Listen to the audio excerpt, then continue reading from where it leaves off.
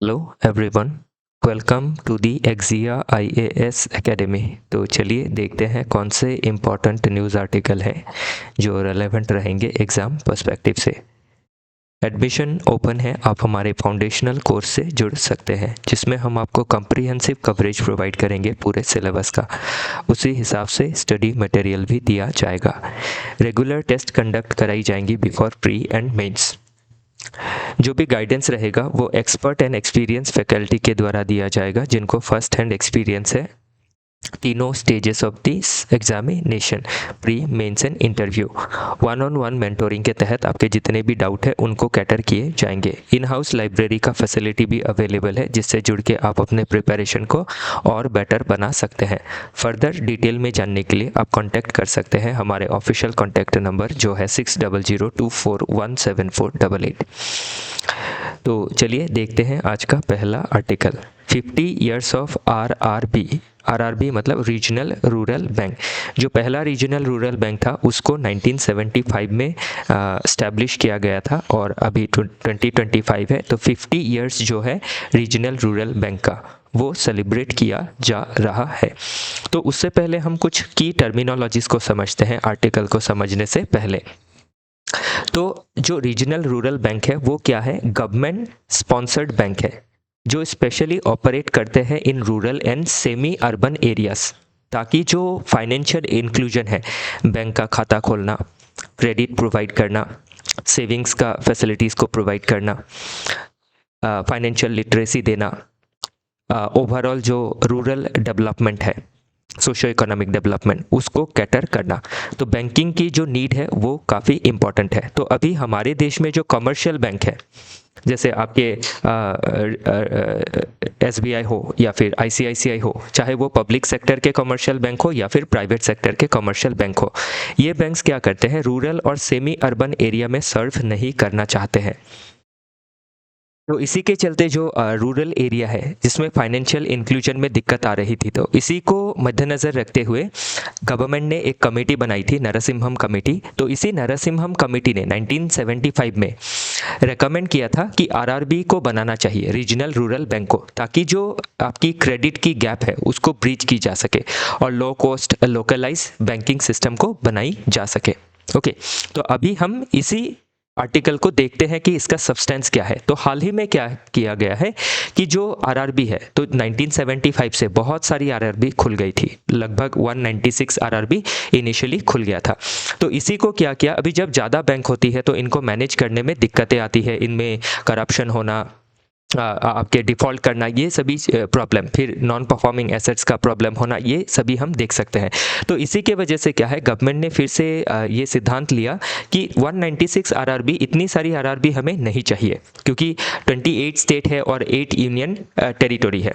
तो ये 36 एरिया में अगर 36 आरआरबी होते हैं और ज़्यादा से ज़्यादा 40 होते हैं तो ठीक है। तो इसीलिए 196 से इस नंबर को नीचे ला के 82 तक लाया गया और फर्दर प्लान है कि 40 तक इसको लाया जाएगा, ताकि ऑपरेशनल कॉस्ट को मिनिमाइज किया जा सके, जो बैरियर्स है उसको दूर किया जा सके और रीजनल रूरल बैंक को वायबल बनाया जा सके। इसी के साथ एक प्रपोज किया गया है कि creation of A national rural bank holding company.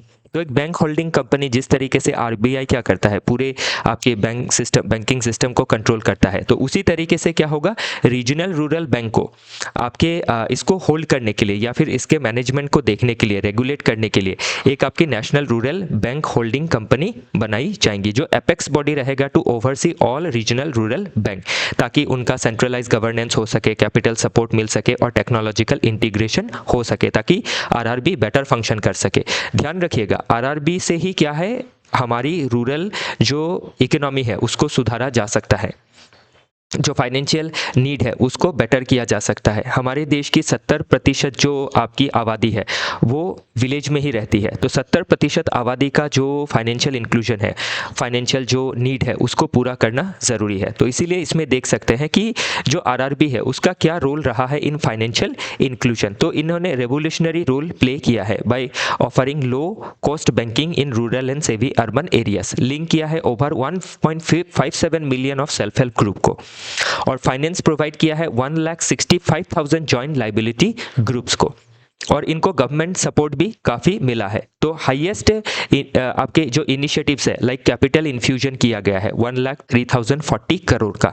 तो ये कैपिटल इन्फ्यूजन कैसे होता है, हम नाबार्ड के बारे में पढ़ते हैं, नेशनल बैंक फॉर जो एग्रीकल्चरल एंड रूरल डेवलपमेंट है। तो जो नाबार्ड बैंक है वो क्या करती है, कैपिटल जो है वो गवर्नमेंट के बिहाफ में रीजनल रूरल बैंक को डिसबर्स करती है।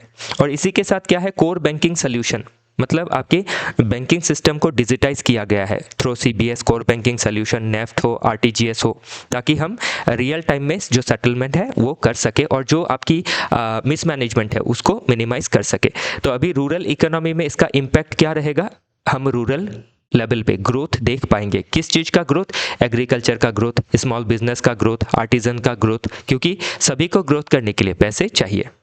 ओके लेकिन प्रॉब्लम क्या है, जो नॉन परफॉर्मिंग एसेट है, नॉन परफॉर्मिंग एसेट क्या होता है, जो लोन लेने के बाद लोन को चुकाया नहीं जाता है समय पे, तो उसी को कहा जाता है नॉन परफॉर्मिंग एसेट। तो फ्यूचर विजन क्या है कि इसको ब्रॉट डाउन किया जाए 40 तक और बेटर इंटीग्रेशन किया जाए with technology, data analytics, artificial intelligence, digital lending platform, ताकि सस्टेन तरीके से फाइनेंशियल इंक्लूजन हो और इकोनॉमिक डेवलपमेंट हो।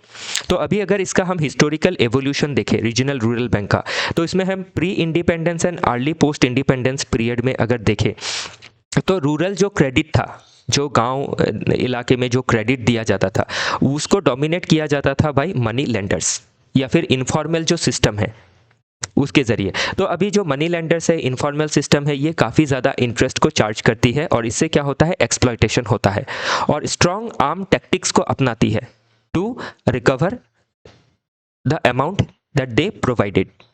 तो इसी के बाद क्या हुआ, all India rural credit survey हुआ 1951-52 में। उसके बाद क्या हुआ, आपकी ये नीड को फील किया गया कि जो आपकी इंस्टीट्यूशनलाइज क्रेडिट है कि बैंक के ज़रिए रूरल एरिया में क्रेडिट मिलना चाहिए। तो उसी के वजह से नेशनलाइजेशन ऑफ बैंक हुआ इन 1969, 14 बैंक का नेशनलाइजेशन किया गया ताकि अंडर सर्व्ड एरिया में सर्व किया जा सके।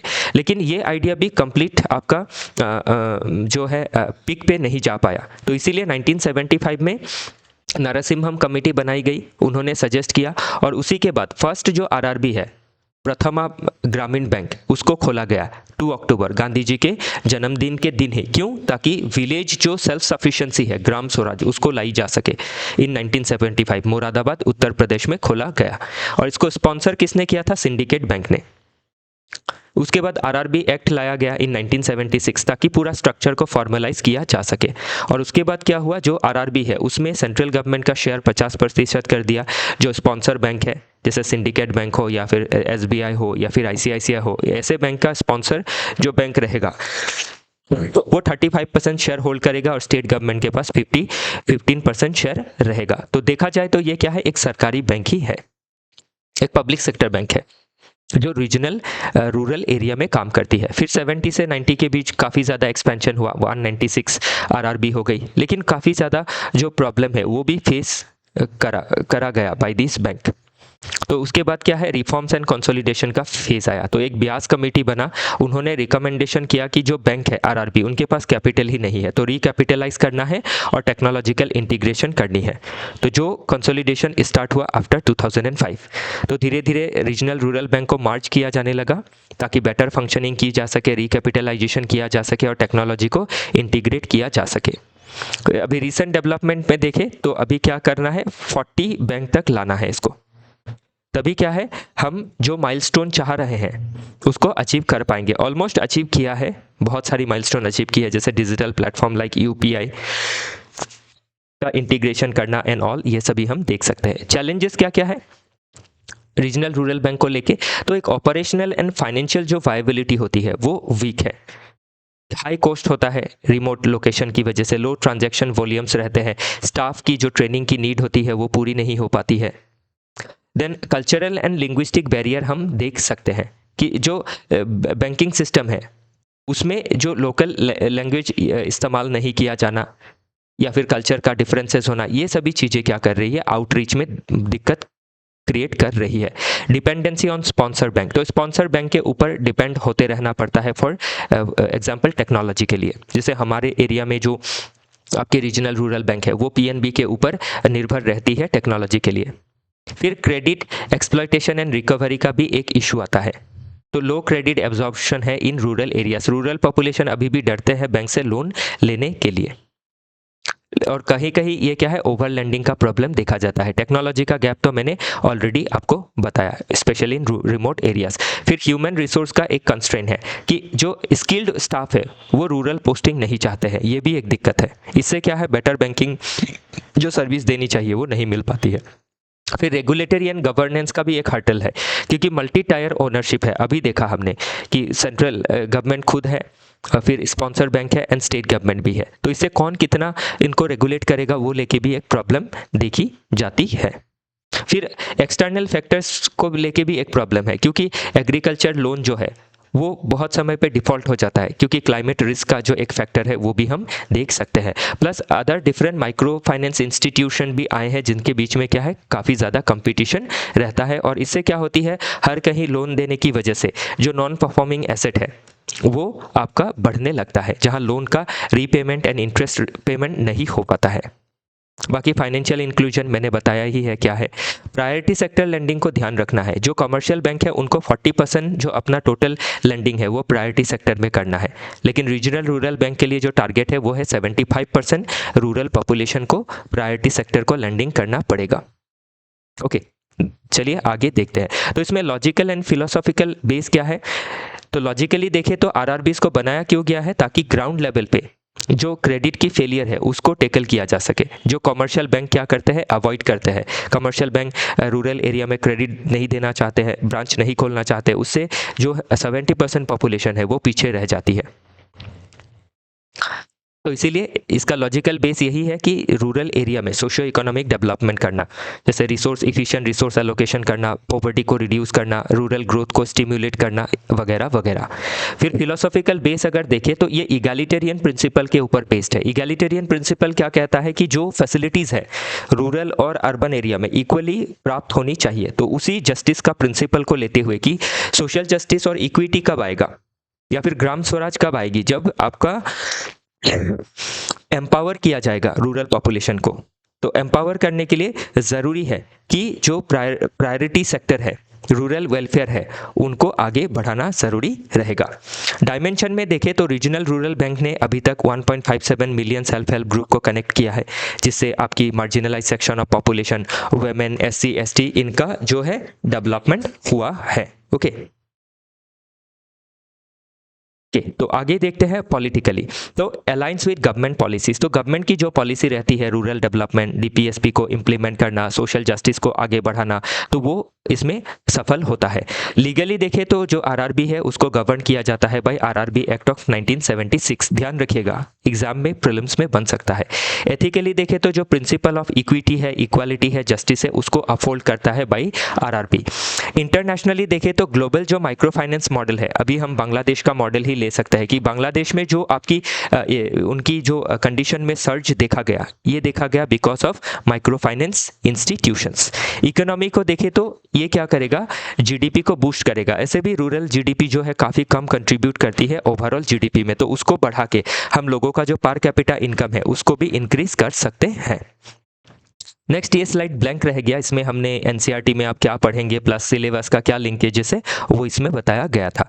नेक्स्ट वे फॉरवर्ड देखते हैं। तो क्या चाहिए हमें, स्ट्रक्चरल रिफॉर्म चाहिए। तो 80 के लगभग जो RRBs है उनको 30 से 40 में लाना है। टेक्नोलॉजिकल अपग्रेडेशन करना है ताकि बेटर लैंडिंग किया जा सके, बेटर रिस्क असेसमेंट किया जा सके।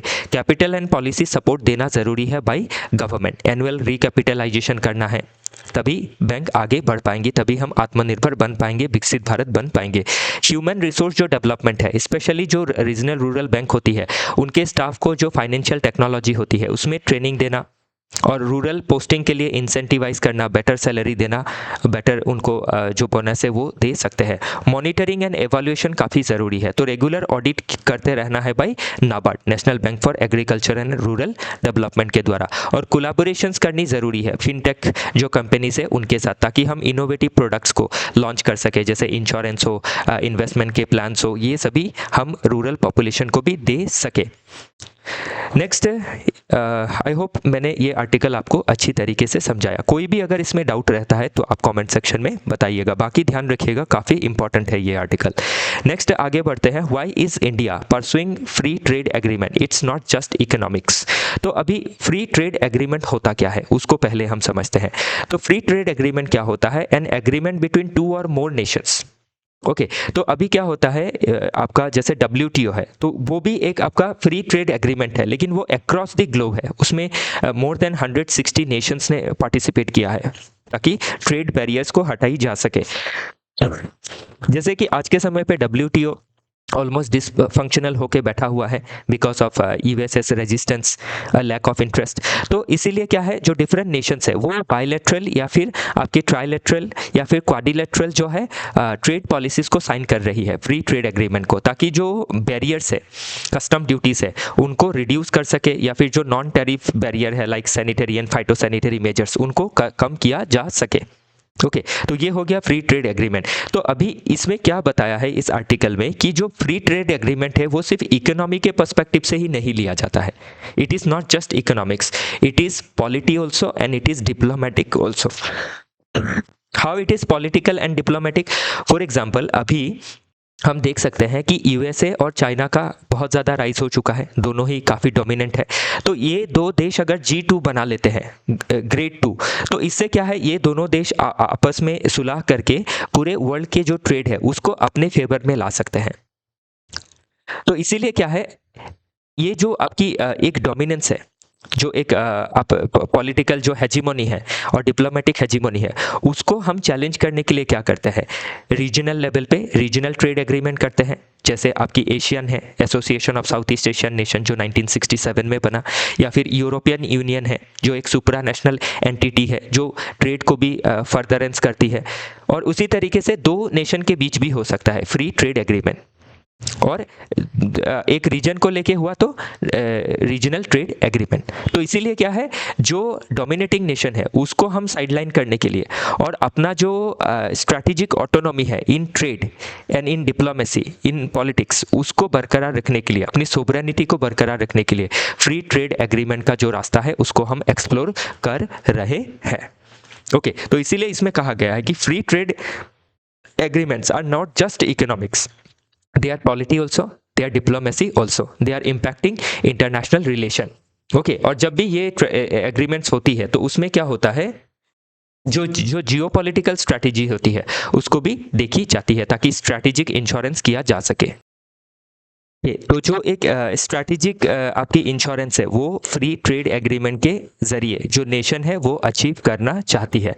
तो अभी अगर हम देखें जो भी फ्री ट्रेड एग्रीमेंट पास्ट में की गई है उसमें हमें काफ़ी कम इकोनॉमिक गेन हुआ है, लेकिन इससे हमें स्ट्रैटेजिक जो एज है वो मिली है। जैसे कंट्रीज लाइक एशियन या फिर कोरिया हो या साउथ कोरिया या फिर जापान हो, उनके साथ हमारा इंपोर्ट एंड एक्सपोर्ट पास्ट के मुकाबले अगर देखें तो काफ़ी घटा है, डिक्लाइन हुआ है। इसमें ये चीज़ें बताई गई है कि रीज़न रिमेन स्टैटिक, या तो बड़ा सेम है पहले जितना ही ट्रेड है या फिर डिक्लाइन हुआ है रिलेटिवली। लेकिन क्या लेवरेज हमें मिला है, एक स्ट्रैटेजिक लेवरेज हमें मिला है कि इन नेशन के साथ हमारा जो डिप्लोमेटिक टाई है बिकॉज ऑफ इकोनॉमिक टाई वो हमें उसमें इम्प्रूव देखने को मिली है। दूसरा अगर देखें तो जो चाइना फैक्टर है, तो partner countries often benefited more from these deals. तो अभी इसमें और एक प्रॉब्लम क्या है, जो फ्री ट्रेड एग्रीमेंट हम करते हैं, तो अभी जैसे चाइना के साथ हमारा फ्री ट्रेड एग्रीमेंट नहीं है, हमारा फ्री ट्रेड एग्रीमेंट है सपोज कर लीजिए एशियन के साथ है फिर या श्रीलंका के साथ है। तो चाइना क्या करता है, अपने सामान को रूट करता है टू श्रीलंका, और जो आपकी ड्यूटीज़ है उसको बाईपास करता है।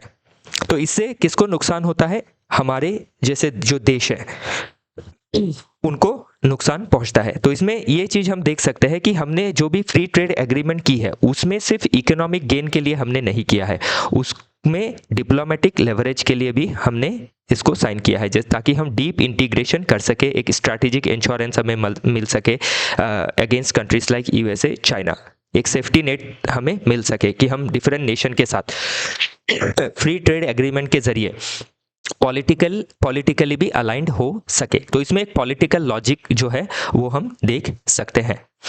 नेक्स्ट ध्यान रखिएगा, हिस्टोरिकल एवोल्यूशन अगर देखें फ्री ट्रेड एग्रीमेंट का, तो हमने लुक ईस्ट पॉलिसी लिया था 1991 में, ताकि हम क्या कर सके। अभी लुक ईस्ट पॉलिसी 1991 में सिर्फ इकोनॉमिक पर्सपेक्टिव से ही हमने नहीं लिया था, क्योंकि उस समय क्या था, जो हम यूएसएसआर के साथ अलाइन थे, और यूएसएसआर का जो पतन है वो 1991 में हो गया था।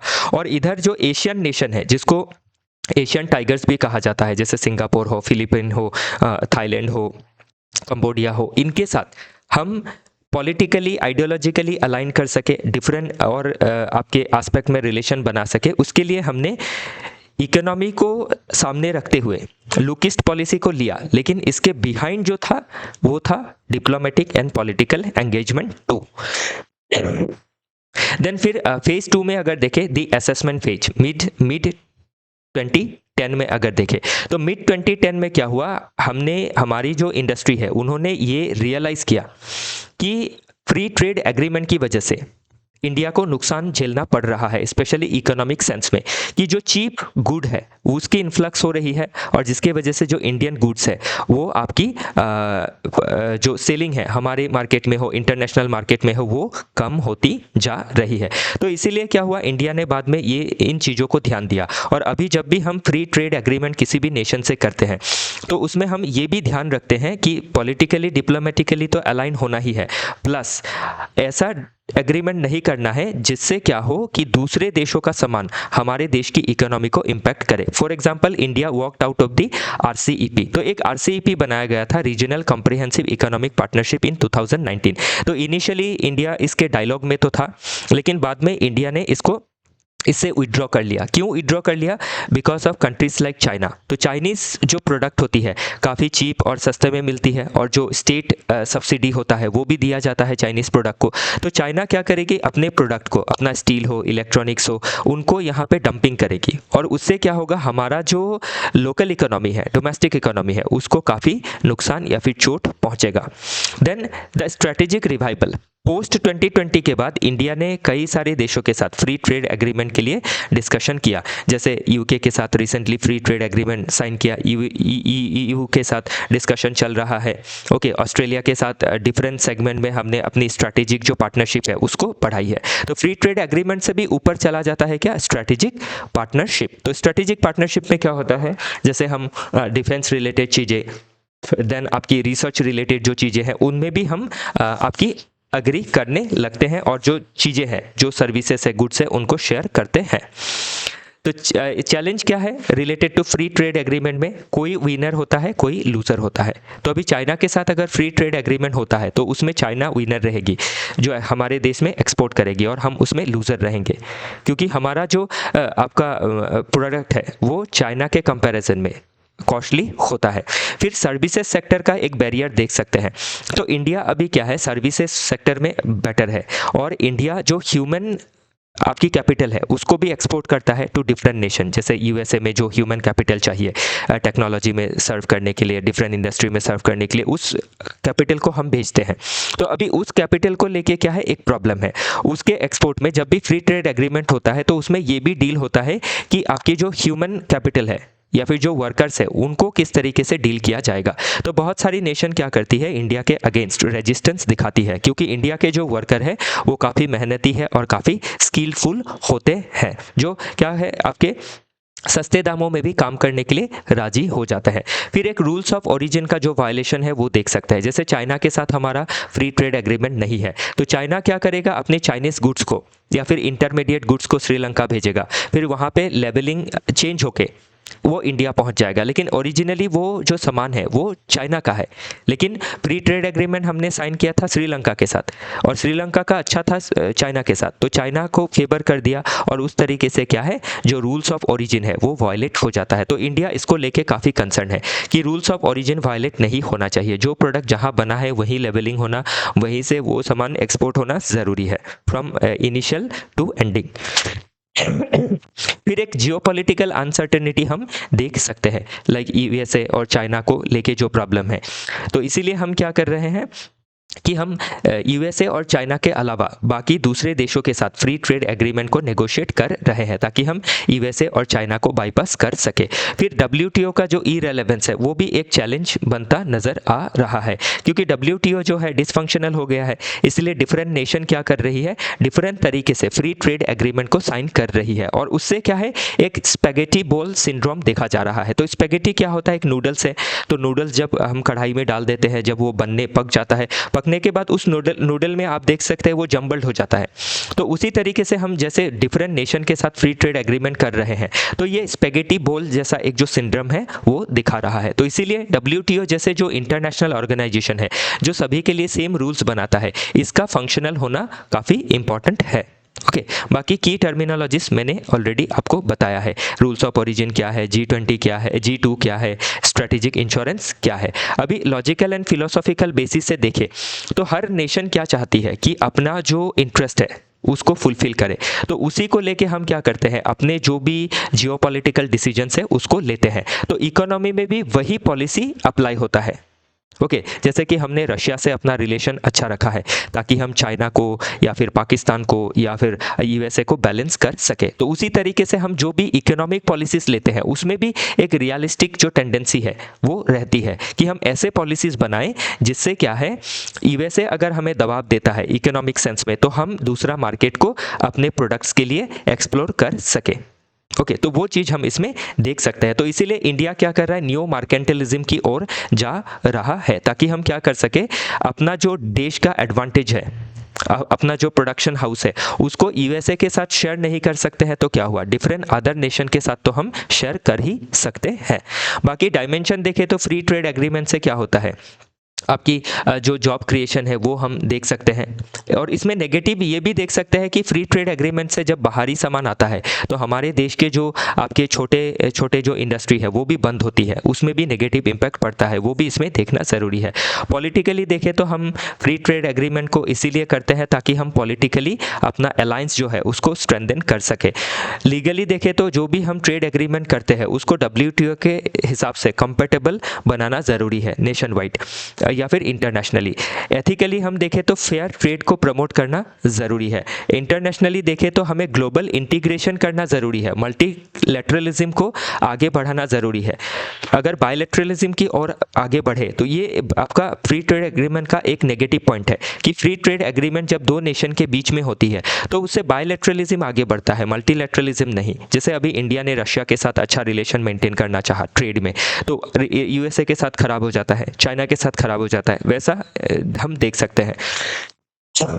फिर इकोनॉमी के लिए देखें तो बूस्ट किया जाता है जीडीपी को, लेकिन हमने जो एक डिबेट देखा था विनर एंड लूजर, तो अभी चाइना के साथ फ्री ट्रेड एग्रीमेंट किया तो हम लूजर रहेंगे, तो जीडीपी जो है चाइना की बढ़ेगी, हमारी घटेगी। ओके, वे फॉरवर्ड में क्या करना है, इंटरनल रिफॉर्म्स करनी ज़रूरी है। हमारे देश में अभी हम बहुत सारे देशों के साथ फ्री ट्रेड एग्रीमेंट नहीं करना चाहते हैं। क्यों? इसीलिए क्योंकि फ्री ट्रेड एग्रीमेंट करते ही सस्ते में सामान आने लगेगा और हमारे देश का जो सामान है वो नहीं बिक पाएगा। तो इसीलिए हमें ध्यान देना है कि अपने देश के अंदर हम रिफॉर्म करके अपने आप को इतना कैपेबल बनाएं कि हमारा सामान जो है वो कम्पिटिटिव रहे compare to the other nation. फिर सर्विस में हम नेगोशिएशन कर सकते हैं क्योंकि सर्विसेज सेक्टर में हमारा कंपैरेटिव एडवांटेज है। तो किसी से हम अगर डील करते हैं तो उसमें ट्रेड ऑफ करना पड़ेगा कि गुड्स में हमें नुकसान हो रहा है तो सर्विस में हम उसको आगे बढ़ा सके। फिर जो डिफेंसिव मैकेनिज्म है, रूल्स ऑफ ओरिजिन, उसको और स्ट्रेंथन करना है ताकि नॉन पार्टनरिंग जो कंट्री है लाइक चाइना वो इसका एडवांटेज ना ले। ओके, फिर जो एक बैलेंस अप्रोच है उसको रख के चलना है कि इकोनॉमी का इंटरेस्ट भी फुलफिल हो और जियोपॉलिटिकल जो गोल है वो भी फुलफिल हो। तो इसी के साथ आज का जो डिस्कशन है वो समाप्त होता है। बाकी इसी तरीके से 7-8 आर्टिकल है जिसको आपको अपनी ओर से पढ़ना है और चीज़ों को समझनी है।